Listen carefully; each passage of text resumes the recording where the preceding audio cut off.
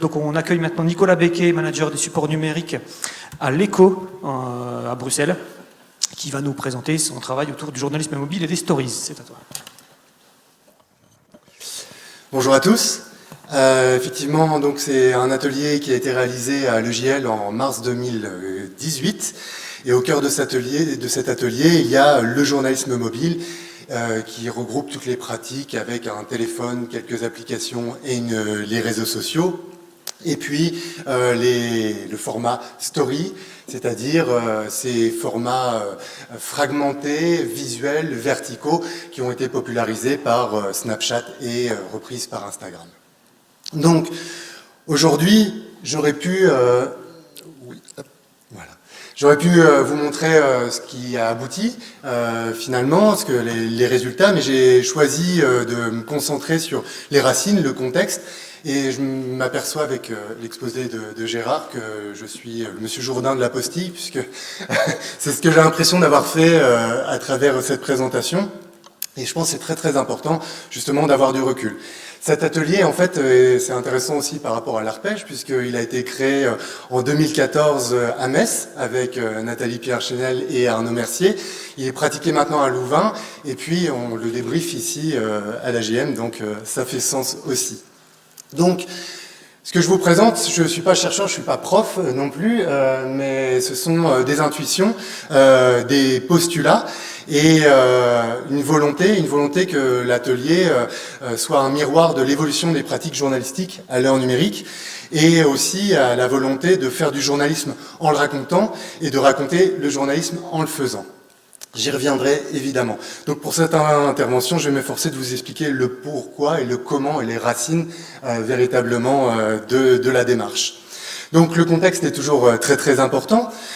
J'ai comme ça déterminé quelques tensions à résoudre dans le cadre d'une formation universitaire, c'est-à-dire offrir une formation durable dans un environnement incertain et changeant, et ça c'est vraiment très important puisque nous avons un contexte de production, d'édition et de diffusion qui évolue en permanence avec des cycles d'innovation de plus en plus courts. Une deuxième tension, c'est bien d'ouvrir les étudiants à la diversité des pratiques journalistiques, tout en leur donnant en fait les codes pour travailler, pour trouver du travail. C'est ce que on a vu ce matin avec la masterclass. Et puis la troisième, il y en a d'autres bien sûr, mais c'est garantir les fondamentaux journalistiques tout en répondant aux nouvelles questions posées par la pratique numérique. Et c'est vrai que pour essayer de questionner, on parlait de la RTBF tout à l'heure, etc., moi-même d'arriver avec des questions dans ma rédaction et de chercher des référents sur les pratiques, sur ce qu'on peut faire, ce qu'on ne peut pas faire, eh bien on s'aperçoit que certaines rédactions traditionnelles ne se posent plus ces questions-là, ou en tout cas, ce n'est plus à l'ordre du jour. Il y a des pratiques qui roulent, qui sont ancrées, mais le recul et la réflexivité ne sont pas particulièrement là. Donc, la question à travers ces tensions, c'est qu'est-ce qu'on découvre quand on gratte les couches de sédiments accumulés parfois de dizaines et des dizaines d'années dans ces rédactions où on a une forme d'automatisme, de réflexion aussi, mais voilà, on vient à travers les ateliers, à travers les pratiques alternatives, questionner, gratter ce sédiment qui est présent. Donc, par rapport au contexte, je dirais, d'enseignement, il y a un contexte professionnel en réinvention. Alors, beaucoup d'entre vous connaissent déjà ces grands tournants, mais il y a la plateformisation croissante, avec l'affaiblissement des marques, la fragmentation des contenus consommés, les journalistes et les médias qui se retrouvent sur des plateformes et qui sont finalement des tiers dans une relation qui se joue à deux, particulièrement sur Instagram ou sur Facebook, c'est-à-dire que la plateforme dialogue avec ses utilisateurs, va avoir un travail de réflexion pour adapter son offre en fonction des besoins, et le journaliste et le média vient se surimposer, est vraiment un tiers, et essaye de se glisser dans la conversation. Ce qui pose des problèmes, puisque historiquement, on produisait un journal et on produisait un contenu qui faisait sens, qui faisait corps de la technique à l'édition en passant par la production journalistique. Je ne vais pas trop m'étendre sur tout ça, et puis vous aurez la présentation si vous voulez y revenir. Il y a un autre phénomène majeur, et là on est justement dans le sujet d'aujourd'hui, sur la personnalisation et l'incarnation de l'information. Les journalistes se mettent en avant par rapport aux médias, ils sont des individualités, notamment sur les plateformes numériques. Et puis, le vernis de la production qui se craquelle, c'est-à-dire au profit du live, des coulisses, des contenus plus incarnés, des plus authentiques, plus personnalisés, où on va justement peut-être faire des encadrés méthodologiques. Moi j'ai ça dans la rédaction, quand on fait un travail sur les datas, le jeune journaliste qui est sorti me dit oui mais il faut que j'explique où je suis allé chercher les données et la difficulté de les traiter. Et je me dis, bah oui, effectivement, on doit le faire, mais c'est une pratique qui n'est vraiment voilà, pas très répandue. Et puis, le contexte de production n'a plus seulement des implications techniques, mais aussi politiques, économiques et pour la société elle-même. On voit avec les données privées et voilà, les données qui sont en jeu et l'impact des fake news, notamment dans le vote, dans voilà, la vision que la société a d'elle-même. Donc ça, c'était pour replacer le contexte. Je pense que c'est très très important. Si on ne saisit pas ça, on va avoir du mal à vraiment transmettre les enjeux. Donc voilà, l'objectif, c'est de proposer un atelier qui soit un miroir de cette nouvelle réalité professionnelle. Alors, de ces deux contextes spécifiques, j'ai identifié quelques nouvelles compétences, des compétences à acquérir. Nouvelles, pas tellement, puisque on parle de la singularité de l'approche éditoriale. Je pense que c'est dans la vocation de chaque média d'être différent par rapport à ses concurrents, mais il faut dire qu'avec l'explosion, l'avalanche de contenus en ligne et des contenus pas seulement éditoriaux, mais marketing, des jeux vidéo, des choses comme ça, bah, l'univers est devenu très très concurrentiel et aussi très normé. On est tous sur les mêmes plateformes à chercher l'attention. Donc la singularité éditoriale est vraiment très très importante. Le second, bien, c'est l'autonomie technique pour la production et la diffusion des contenus, puisqu'on est dans des situations où on peut vouloir produire des contenus sans avoir, je dirais, le support de la rédaction. On voit que les équipes aussi, en termes d'effectifs, se réduisent au fur et à mesure. Alors, l'élasticité des savoir-faire, on l'a vu avec les diapos sonores, des textes, des vidéos, des facecam, etc. Je pense que aussi, comme on est, les médias se tournent de plus en plus vers une approche multimédia, eh bien, il va falloir aussi être capable d'avoir un savoir-faire élastique, mais aussi de gérer les tensions nées de cette adaptation continue, puisque bon, il y a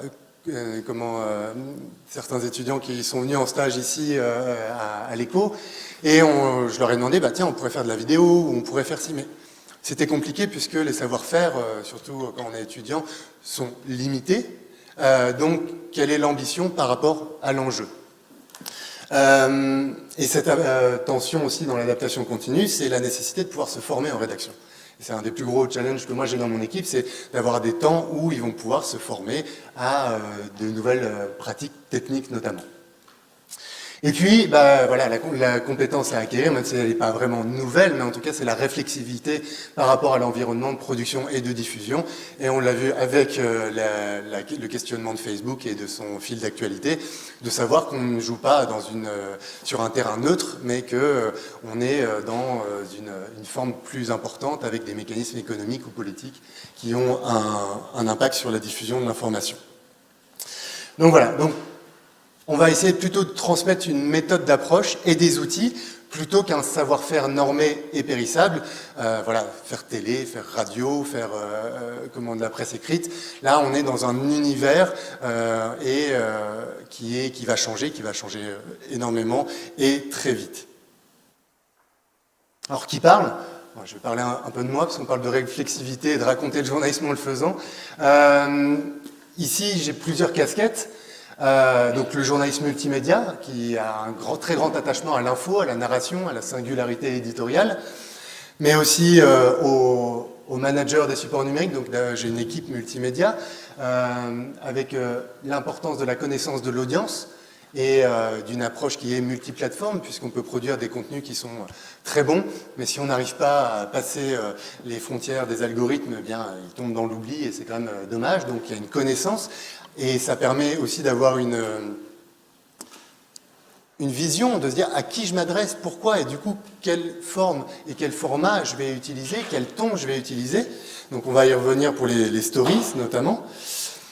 Et le blogueur, l'apostilleur, je ne sais pas, qui essaie d'avoir un panorama des usages, les réflexivité sur les pratiques et le partage, puisque c'est comme ça qu'on avance. On n'avance jamais de façon individuelle, on avance en voyant ce que font les autres, en partageant, en se confrontant. Donc il y a ce point de vue-là aussi.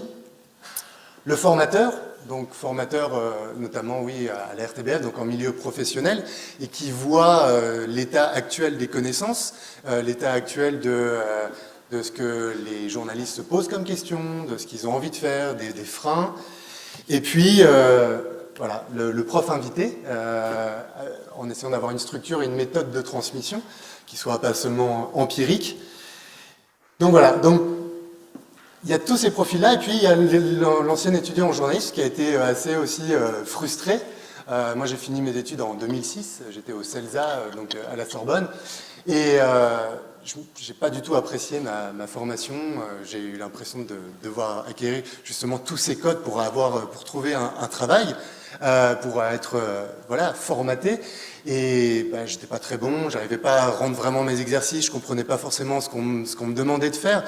Et donc j'en ai gardé en fait voilà, un souvenir assez précis, et notamment le fait de faire aussi et de montrer ce que je fais et ce qui est perfectible aussi aux étudiants pour montrer que c'est un working progress, que c'est quelque chose qui se construit au fur et à mesure et que c'est pas une forme figée, absolue, du grand reporter, du portraitiste, etc., mais que bien on apprend. Et c'est vrai que dans cette transmission-là, c'était une transmission assez frontale qui personnellement ne m'a pas vraiment convenu. Donc c'était important de revenir sur ces casquettes parce que moi je vais beaucoup questionner l'héritage et ce qu'on appelle les règles de la profession, qui est finalement quelque chose d'assez flou, dans un nouveau contexte. Je vais essayer aussi de raconter et transmettre une expérience personnelle et des pratiques donc en constante évolution, et aussi de me nourrir de ces différentes sphères pour dire, bah voilà, dans le milieu professionnel, il y a quelque chose à apprendre ici, dans le milieu plus de la recherche, et de combiner tout ça. Donc ça fait parfois, voilà, ça donne un peu mal à la tête, surtout quand on a 30 minutes pour présenter l'ensemble de ces réflexions. Mais je trouve que c'est très, très, très important et que je vois aujourd'hui avec les exposés que ça se met dans un contexte plus large. Ici, l'atelier en lui-même, maintenant qu'on a beaucoup parlé du contexte, donc c'est un atelier qui s'appelle Journalisme mobile et Stories, donc une cinquantaine d'étudiants, 2 M1, 2 profs invités et 2 assistants, et c'est découpé en une demi-journée d'introduction aux réseaux sociaux, alors pas seulement où il faut cliquer pour savoir poster un tweet, mais plutôt dans quel jeu on joue. Technique du journalisme mobile, une journée. On s'est aperçu que c'était trop court, donc on va essayer de rallonger un peu cette pratique. Et puis surtout, un reportage lors du concours international des métiers à Bruxelles et à Namur. Donc c'est 2 jours d'immersion où là on a un véritable bac à sable, comme ça a été le cas donc en masterclass ici, de se confronter au terrain. Et puis le fil rouge, c'est de raconter une histoire avec un smartphone donc qu'on a dans notre poche, avec des formats qui sont conçus avec et pour le mobile. Les réseaux sociaux comme médias à part entière, donc à la fois en termes de format et d'audience, donc là il n'y a pas la médiation du média, et puis aussi une forme d'incarnation de l'information par le journaliste, puisque j'ai l'impression que si on essaie de réinventer en tout cas les codes, il y a ce besoin et il y a cette nécessité sinon d'expliquer le contexte, en tout cas d'avoir un fil conducteur incarné. Donc le premier objectif, c'est d'éviter une pratique hors sol, donc purement théorique, en montrant les productions du New York Times et des grands médias. Et le deuxième, c'est de déplacer le laboratoire sur le terrain, puisqu'on est vraiment dans le laboratoire, il n'y a rien de fini, il n'y a rien de définitif, mais voilà, le fait d'avoir la casquette de terrain me dit il faut absolument le voir et le faire pour l'éprouver et pour voir si c'est compatible. En termes de format, eh bien, on a choisi Instagram Stories et les threads Twitter. Alors, ils ont en commun, en fait, de devoir raconter une histoire à travers des contenus fragmentés, mais liés entre eux par une narration. Donc, voilà, il y a aussi la possibilité d'interagir et de participer à une conversation plus globale avec l'audience, sur des événements, puisqu'il y a les hashtags. Si on est dans une conférence, eh bien, on va aller au-delà du public qu'on visait peut-être directement, mais en tout cas de participer à une conversation plus globale. Et puis, donc voilà, des formats conçus pour les usages mobiles. Et aussi, et c'est pour ça que je le choisissais en me disant que ça pourrait être un avantage de choisir des usages qui sont proches de celles des étudiants qui utilisent dans le privé. Ils sont peut-être en train de le faire actuellement. C'est-à-dire d'aller sur Instagram, de partager des contenus visuels et de faire le lien entre la pratique personnelle et une pratique professionnelle. Le bilan est assez nuancé, mais c'est intéressant. Et on parle beaucoup des millennials et de cette intuition pour utiliser les réseaux sociaux, et c'est quelque chose que je remets quand même beaucoup en cause, notamment par rapport à la réflexivité et par rapport à la conscience de ce qu'on fait sur quelle plateforme. Donc, on avait les Instagram Stories, qui sont ces contenus visuels verticaux et fragmentés, où on peut faire de la vidéo, on peut faire de l'écrit, on peut faire énormément de choses. En fait, il y a à peu près tous les codes du journalisme qui sont là, à part les longs formats et les longs textes, mais ça regroupe énormément de liberté. Et puis, le thread Twitter, qu'est-ce que c'est? C'est en fait une conversation suivie par contenu fragmenté qui peut être du type de liste, de sondage, d'images, de vidéos, et encore une fois, là on a toute la liberté et toute la créativité possible avec des interfaces qui sont relativement simples à gérer. Pourquoi, oui, juste pour revenir, pourquoi donc avoir choisi Instagram? Bien sûr, peut-être que dans 2 ans ça n'existera plus. Mais Instagram a réussi, finalement, a été un des premiers réseaux sociaux à faire des vrais formats mobiles, basés sur des usages mobiles, et a permis en fait d'innover, pas seulement sur le point de vue journalistique, puisque c'était un objectif marketing, c'était un objectif de communication, mais il fournit des outils et ne cesse de fournir de nouveaux outils pour interagir avec l'audience, et donc c'est intéressant d'être dans la roue, dans l'aspiration d'un tel réseau social, parce qu'ils se remettent en cause et ils font énormément d'innovation, en tout cas ils essaient. Alors je vais vous montrer quelques slides qui étaient distribués aux étudiants, mais voilà, ici c'était le principe, c'est raconter un événement en publiant une série de snaps verticaux, des instantanés visuels et multimédia, et l'ensemble de ces contenus disparaît au bout de 24 heures. Donc c'est une dimension le côté éphémère qu'on n'a pas forcément beaucoup, on n'a pas beaucoup évoqué, mais c'est important aussi de se dire pourquoi on produit, pour qui et sur quelle durée. Pour les threads Twitter, c'est une illustration pour dire qu'on peut faire de tout, on peut faire de l'interview, on peut faire de face cam, des mises en situation, des séquences d'illustration avec du texte, du reportage complet, des timelapses, des ralentis. Donc en termes de créativité journalistique, on a vraiment les ingrédients si on le souhaite pour le faire. Alors la méthode, on a vu le contexte, on a vu l'atelier en lui-même. Et maintenant, la méthode que j'ai essayé de mettre en place, c'est faites ce que je dis et ce que je fais. C'est-à-dire que moi, par exemple, les profs que j'ai eus, jamais j'ai eu un prof de radio qui a fait un bulletin, je ne sais pas comment vous appelez ça, mais un bulletin qu'on fait toutes les heures devant nous, où j'ai pas eu de profs qui m'ont dit regarde par exemple ton écriture, ton intro, je l'aurais faite comme ça, ou un journaliste télé qui aurait fait en situation. C'était tout le temps, c'était des conseils, mais on mettait pas les mains dans le cambouis, et c'était parfois difficile du coup de comprendre.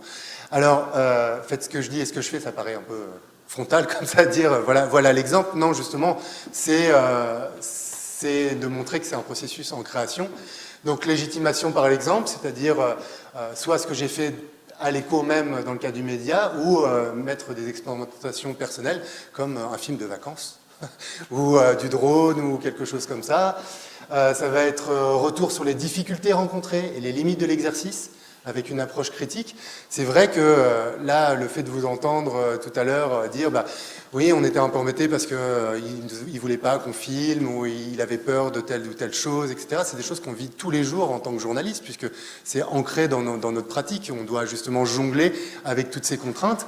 Et généralement, je trouve que, enfin, l'enseignement que moi j'ai reçu, maintenant qu'il y a 10 ans ou 12 ans, c'était qu'il y avait une forme, et puis voilà, une forme absolue, et il fallait reproduire cette forme. Et peu importe le contexte, peu importe les difficultés qu'on avait eues peut-être à aller sur le terrain, d'avoir eu 10 refus de nos interlocuteurs, qu'on n'avait pas pu rentrer, qu'on avait eu une panne de bus, etc. Les profs ne voulaient rien entendre là-dessus. Eux, ce qu'ils voulaient, c'était le contenu, etc. Et voilà, je trouvais que le plus intéressant parfois c'était les coulisses du reportage plutôt que le reportage lui-même, puisqu'on avait vu des choses. Et l'aspect multimédia a un peu ouvert ou comment desserrer le corset, parce que voilà, on peut raconter des petits à côté ou avec une vidéo, avec une photo de nos reportages. Ce que je fais aussi, du coup, c'est d'avoir des outils clés en main et déjà testés, et pas dire, bon, débrouillez-vous complètement. Il y a une phase d'auto-apprentissage, mais ça a été quand même balisé. Et puis, on le verra après, le fait aussi de produire dans les mêmes conditions que les étudiants. J'ai essayé en encadrant et donc lors de ces 2 jours d'atelier de produire au moins une story Instagram pour dire, voilà, c'est bien de donner la théorie, mais est-ce que c'est vraiment réalisable? Donc, j'ai pris je vais vous passer juste un extrait parce que voilà, là, cette story est un peu longue. Bonjour, pour 2 jours à Namur pour le WorldSkills Belgium avec les étudiants de l'EJL, de l'école de journalisme de Louvain, qui vont traiter des sujets avec Instagram Stories, Thread Twitter ou Mojo vidéo. Aujourd'hui, le défi des étudiants, c'est de raconter une histoire de A à Z avec leur smartphone et par exemple de raconter ce qui se passe derrière moi lors de ce concours de coiffure.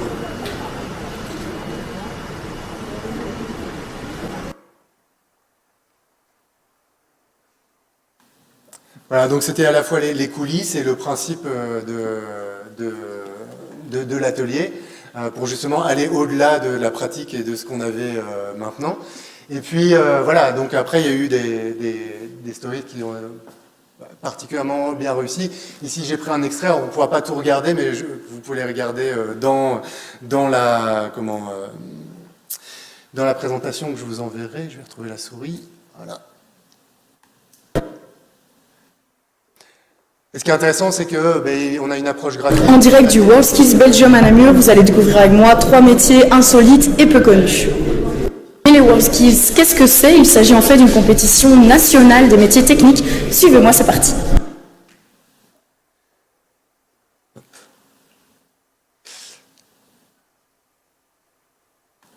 Donc ici, on voit que, il y a on replace l'événement et qu'est-ce qu'on va faire, où on est, et il y a cette incarnation de la journaliste qui est en fait un guide dans le reportage. Donc, bon, j'ai pas énormément de temps, donc je vais passer là-dessus, mais vous pourrez les revoir plus tard. Dans la deuxième partie de cette méthode, j'ai essayé de le construire comme un cours mode d'emploi pour des étudiants acteurs de leur apprentissage. C'est un peu slogan, mais c'est ce que j'ai essayé de faire et ce qui est encore perfectible vraiment. Donc, la mise à disposition de fiches pratiques et techniques. Un package aussi, c'est vraiment un travail simultané sur l'angle, le format et l'audience. Parce que sinon, avec les réseaux sociaux, avec toutes ces applis, il y a un risque de tomber dans la technique, dans la manipulation et dans un côté gadget. Là, on essayait de faire les 3 en même temps.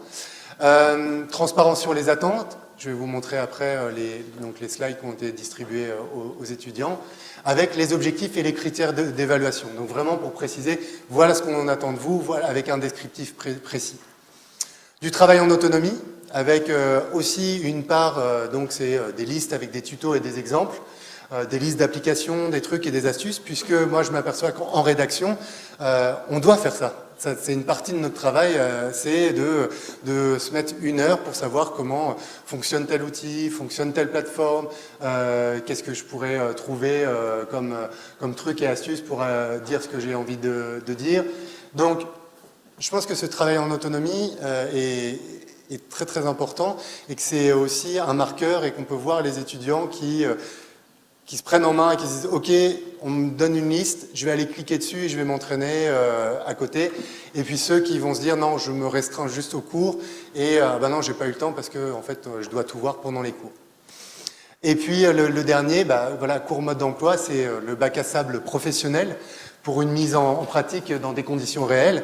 Et c'est vrai que de faire la story que j'ai réalisée, j'ai encore appris des choses sur la story, la difficulté de la faire, les petits morceaux de blanc où on est un petit peu embêté parce que le slide c'est 15 secondes et qu'on a fait 13 secondes, il y a 2 secondes de blanc qui casse un peu le rythme, etc. Bref, c'était pas évident. Et donc c'est aussi pour nourrir la prochaine fois le prochain atelier et la méthode. Parmi les fiches pratiques, donc ça c'est l'illustration des points que je viens d'évoquer, là on reprend de manière très détaillée les conseils pour régler son téléphone, pour éviter les choses, pour construire une sorte de synopsis dans son reportage vidéo, si c'est une interview, si c'est un reportage. Donc voilà, j'ai mis beaucoup de temps à comprendre tout ça et maintenant je suis content de le donner sur une feuille parce que je sais que ça prend beaucoup de temps et que si on n'a pas ça, eh bien ça devient très complexe. Les tutos pour voilà, le travail en autonomie. Alors il y a des choses, je pense, qui sont plus pénibles que d'aller voir des tutos sur Instagram, sur YouTube, mais ça fait partie du travail. Une série d'applications, comme je vous l'ai expliqué, donc avec le lien pour Android, pour iOS, pour ne pas perdre trop de temps sur ces considérations techniques, avec à chaque fois des formats et les applications qui vont avec. Et puis aussi des critères d'évaluation détaillés, c'est vraiment un mode d'emploi, avec à chaque fois l'objectif de l'exercice, raconter une histoire avec et pour les supports mobiles, un début, une fin, puisque c'est vrai que quand on est sur ces nouveaux formats, on a tendance à oublier parfois ce que c'est qu'un récit journalistique, qu'on a besoin de prendre la personne par la main et de l'amener d'un point A à un point je sais pas, V. Donc, avec les points, c'est très prosaïque, mais s'il y a une mise en contexte, voilà, s'il y a mise en contexte, narration et chute, c'est 3 points. Valeur informative, a-t-on appris quelque chose? Langue était-il claire, définie, et ainsi de suite sur la réalisation, sur la qualité des contenus, sur l'édition, etc. En se disant, c'était mon idée des départs, si on a quelque chose de très précis, il n'y a plus qu'à suivre le mode d'emploi pour que ça fonctionne. Alors peut-être que je fais fausse route et que pédagogiquement c'est pas bon, j'en sais rien, mais voilà, et avec des rappels sur ce qu'on attend pour Instagram Stories, vidéo et photos verticales, attention au son, au cadrage et publication de l'ensemble sous format vidéo, etc. Donc vraiment un guide par étapes. Et puis sur le bac à sable, le dispositif de couverture professionnelle pour allier les nouveaux défis, les nouveaux formats, mais aussi la rigueur journalistique de base, je dirais, c'est de motiver son angle, puisque dans les ateliers notamment réalisés à Metz, on s'apercevait que le dispositif prenait souvent le pas sur le fond, parce qu'il y avait beaucoup de choses pour les étudiants à apprendre, à comprendre, etc. Donc là, l'idée, c'est qu'est-ce que je vais faire précisément en quelques lignes, le format que je choisis, et puis ainsi de suite pour les deux, et quel matériel et quelle application, pour éviter de se perdre et de partir dans toutes les directions. Voilà le temps des bilans et constats. J'espère que je ne suis pas trop long, mais c'est mon dernier slide, donc voilà. Bilan et enseignement, donc il y en a beaucoup d'autres, et on l'a fait avec l'équipe aussi. On a essayé de débriefer, on va essayer d'améliorer ça pour les années précédentes, d'avoir un plus long temps de débrief avec les étudiants eux-mêmes. Mais j'ai remarqué quand même qu'il y avait une forme de contestation de l'autonomie d'apprentissage. C'est-à-dire que pour beaucoup me disaient oui mais bon nous on a beaucoup de choses par ailleurs à faire et que aller regarder des tutos et tester les applications pendant nos week-ends, etc. Non, c'est pas possible ou c'est compliqué. Et ce que je peux tout à fait comprendre. La mise en pratique, 2 jours de reportage en immersion, c'est un minimum parce qu'il y a le premier jour qui est la découverte et le deuxième jour, on a appris des choses et on peut les remettre finalement en contexte. Nouveau format, nouvelle narration, il y a quand même une certaine méconnaissance des nouveaux formats journalistiques numériques. je faisais un peu le test de dire, ramenez quelques contenus que vous avez trouvés intéressants, des contenus multimédia qui changent des contenus habituels. On tombait vite dans le texte plus photo, ou dans la vidéo, ou dans les contenus produits par Combini, BuzzFeed, etc. Mais d'élargir sur les narrations, le transmédia, du webdoc ou des formats immersifs, il y a quand même, ça reste encore difficile. Et puis, c'est toute la tension entre le contexte d'apprentissage et puis le rôle des formations en journalisme. Il y a une difficulté à se détacher des formats traditionnels. Les repères, c'est un confort, puisqu'on sait que sur GJT, ça va être 1 minute 10, et puis qu'il nous faut à peu près 2 sonores de 15 secondes, et puis de l'ILU, etc. Et qu'il y a une tendance à reproduire les formats traditionnels dans des formats stories, donc d'avoir une approche. Et alors, il y a des productions diversifiées, mais aussi trop souvent creux sur le fond, c'est-à-dire qu'on a coché les cases, ah oui, il fallait faire une vidéo, un time-lapse, il fallait faire ci, il fallait faire ça, c'est bon. Mais il est où le fond? Alors je dis qu'il y en a trop souvent creuses, je suis un peu dur parce que les productions ont quand même été d'une qualité générale quand même très acceptable, mais voilà, le fond, qu'est-ce que j'ai appris en regardant? Oui, c'est joli, ça bouge, mais bon, voilà. Qu'est-ce qu'il y a de plus? Surtout que l'objectif de cet atelier, c'est de baliser très fort techniquement, de baliser aussi, d'accélérer en fait la connaissance de ces nouveaux formats pour qu'ils se concentrent sur le fond, en se disant si j'ai une to-do list et quelque chose de très balisé, je peux aller vraiment sur le terrain et me concentrer sur la personne qui est en face de moi pour mon reportage, pour le portrait. Mais j'ai conscience aussi que c'est un dispositif assez lourd et assez nouveau, et donc ça peut freiner les élans, certains élans. Prise de conscience et réflexivité, bien voilà, je pense que le message est passé que c'est une plateforme, c'est une audience cible, un ton et des codes spécifiques, et que les plateformes ne sont pas des acteurs neutres. Il y a des applications politiques, économiques, comme on l'a déjà évoqué, mais que les contenus produits pour ces plateformes appartiennent à ces plateformes, et que comment on fait pour les monétiser, comment on fait pour en vivre, parce que là c'est bien beau, on est dans un mode théorique, mais si on devait le faire au quotidien, ça serait compliqué. Et puis, journalisme mobile, alors quand même une large adoption du smartphone comme source d'autonomie, même si il y a des réticences, puisqu'on a appris à manier la caméra, à avoir une approche professionnelle. Il y a quand même pas mal d'étudiants qui apprécient, qui après l'utilisent.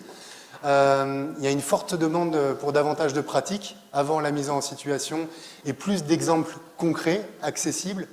Donc ça, je vais travailler là-dessus.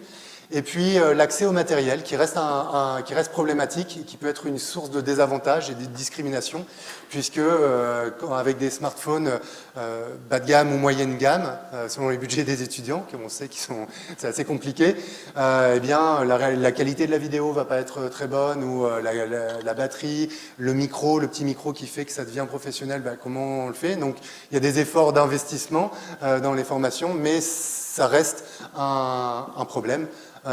Et en tout cas une problématique spécifique. Voilà, donc le résumé, tout ça pour en revenir à la base, c'est qu'un bon journaliste est un bon journaliste quel que soit le support, et que tout dépend de l'intérêt de l'étudiant pour l'histoire qu'il raconte et pour l'audience à qui il s'adresse. Et ça, c'est vraiment important, c'est qu'on est dans l'éditorial, et en général, quand les étudiants sont débrouillards et qu'ils aiment ce qu'ils font, ils arrivent à nous sortir quelque chose, peu importe les défis techniques. Je vais vous remercier pour votre attention, et je vais remercier aussi Metz à l'époque, et aussi le JL qui donne la possibilité d'expérimenter, parce que voilà, c'est de l'expérimentation, il n'y a rien de fixe, et c'est ce lien justement entre le monde professionnel et le monde académique, et on essaye de faire des ponts. Donc je suis en tout cas très content de pouvoir expérimenter, et voilà, on essaiera encore de s'améliorer l'année prochaine. Merci beaucoup.